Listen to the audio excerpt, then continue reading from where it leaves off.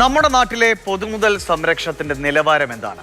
കൊട്ടിഘോഷിച്ച് ഉദ്ഘാടനം ചെയ്യുന്ന പദ്ധതികളിൽ എത്ര എണ്ണം കൃത്യമായി സംരക്ഷിക്കപ്പെടുന്നുണ്ട്? പലതവണ മാതൃഭൂമി ന്യൂസ് തന്നെ ഇത് പ്രേക്ഷക സമക്ഷം എത്തിച്ചിട്ടുമുണ്ട്. ഇനി പറയുന്നത് എനിക്ക് വ്യക്തിപരമായി ഉണ്ടായ ഒരു അനുഭവം കൂടിയാണ്. തിരുവനന്തപുരം നഗരത്തിലെ കുട്ടികൾക്ക് ഏറെ സന്തോഷം പകരുന്ന ഒരിടം, അതായത് ശംഖുമുഖത്തെ ചാച്ചാ നെഹ്റു ട്രാഫിക് പാർക്ക്, ഇഷ്ടത്തോടെ സൈക്കിൾ പാർക്ക് എന്ന് വിളിക്കാം. ഏറെ പ്രതീക്ഷയോടെ കഴിഞ്ഞ ദിവസം അവിടെ പോയപ്പോൾ കണ്ട അവസ്ഥ ഒന്ന് കാണാം.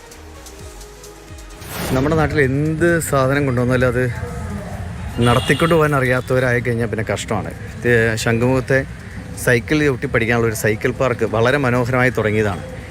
ഇതാണ് അവസ്ഥ. മനോഹരമായ ഒരു ട്രാക്കൊക്കെ ഉണ്ടാക്കിയ സ്ഥലം കിടക്കുന്നത് ഇങ്ങനെയാണ്.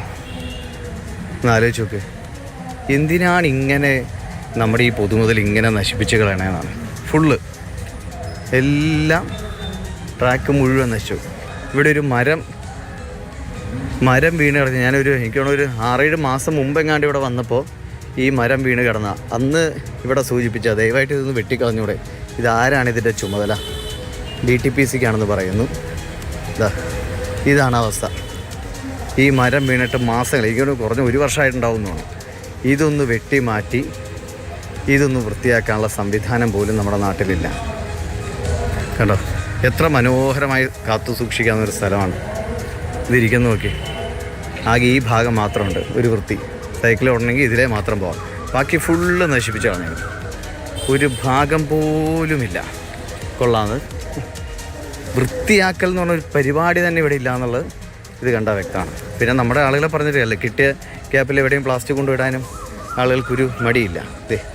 ഇതാണ് അവസ്ഥ. ശംഖുമുഖത്തെ സൈക്കിൾ പാർക്കിൻ്റെ അവസ്ഥയാണ്.